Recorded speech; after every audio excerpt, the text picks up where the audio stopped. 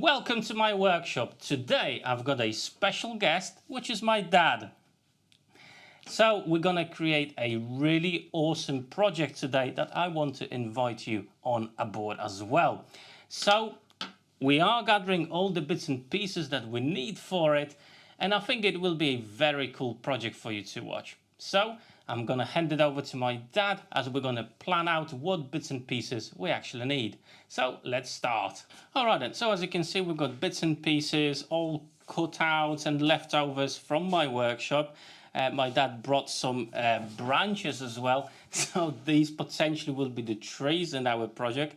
But yeah, it's all work in progress. My dad made a plan, but we'll see how that's gonna go with the bits and pieces we've got. So now we're just trying to find the right pieces for our project. So we established the sizes for some of the pieces, and I'm actually gonna cut them with my miter saw to the correct sizes.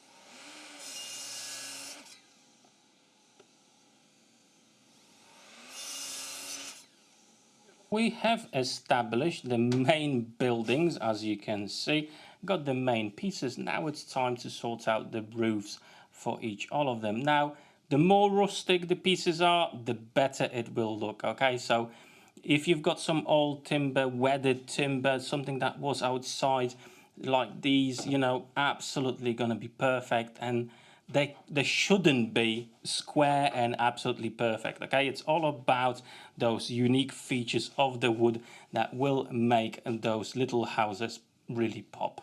Okay, so for the first roof, I've set up my miter saw to 45 degrees, and I'm just cutting it out of a larger piece of timber. And now for the other side of the roof, I'm actually gonna change the angle to about 31 degrees, okay? So it's not going to be equal both sides, it will just add that more interesting look to it.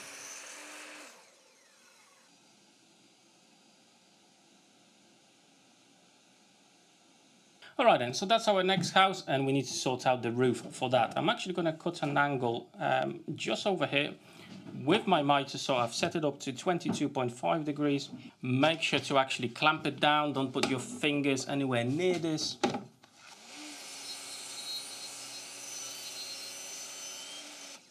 And now what's ever left, you just use a handsaw to finish the cut itself.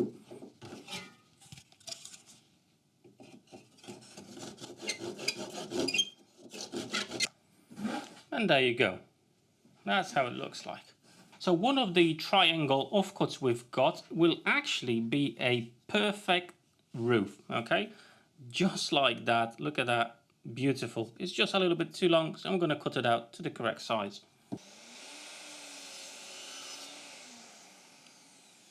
Next house, and another 45-degree cut, just like so, on my miter saw.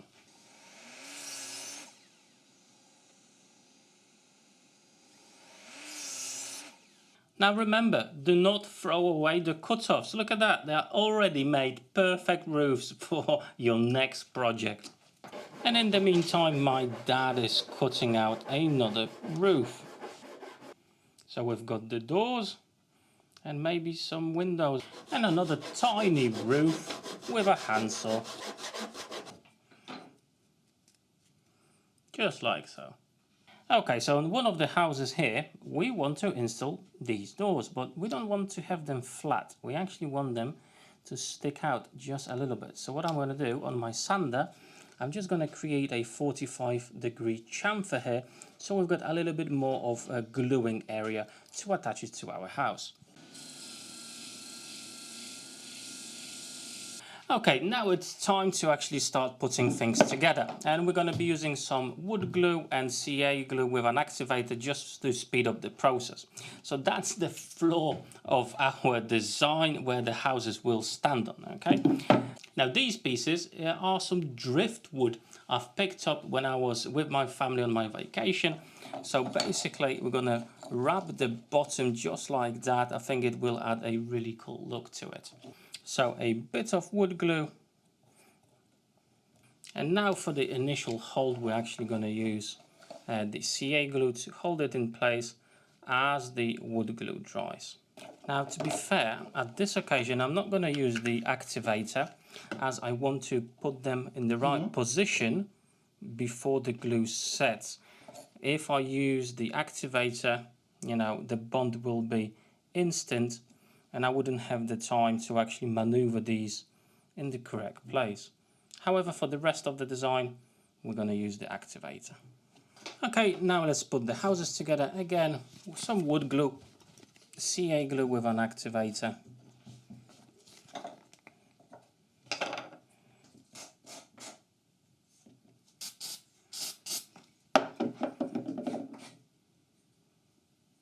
And I'm just going to carry on with this process.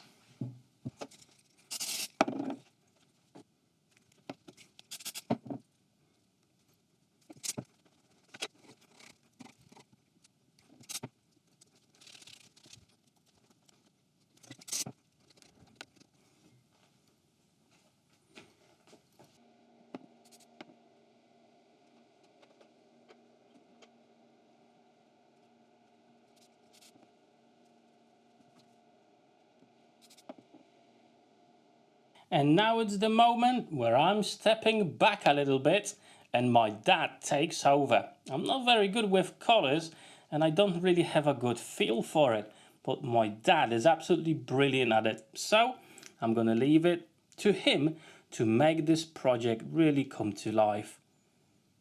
Now, for me personally, this is the hardest part of the project. Hence, my dad is actually doing it. Now, as I mentioned, I'm not very good with colors and matching them together, and obviously drawing or painting, anything like that. It's not something that I feel good at, and I'm not good at all. Okay. Whereas my dad is actually pretty good, and he can come up with some really good color combinations, and yeah, he's doing a really decent job here. Now, this is quite a lengthy process. Painting itself takes a bit of time, but also thinking of what colors and how to design it, it all takes time, and you shouldn't be rushing this, okay? It needs to represent what you've got in your head or maybe what you want to create. So don't rush things, just go with the flow.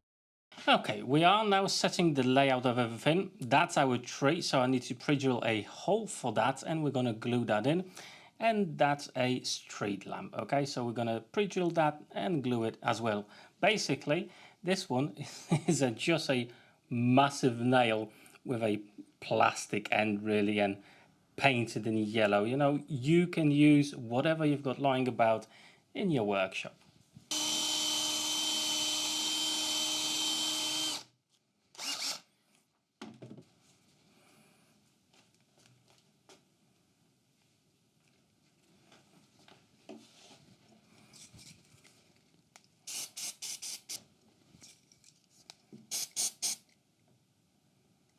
There we go, that's the tree done. And now the street lamp.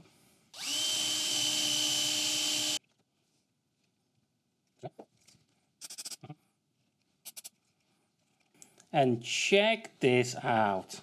I know it's not everybody's cup of tea, but me personally, I absolutely love this. Now this is my second set in the house, and it's just phenomenal. I just love it. My dad is absolutely awesome when it comes to painting all these and adding the character, the windows, the flowers inside. Look at that. It's absolutely brilliant. Absolutely wonderful.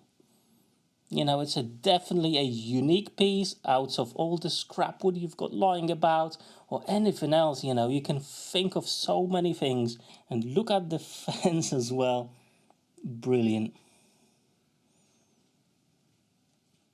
And there you go. What do you think about our collaboration? Me and my dad, we actually made something really, really cool. It was a super fun project for me, hopefully for my dad as well. Obviously, he doesn't speak English, so you're not going to hear much from him.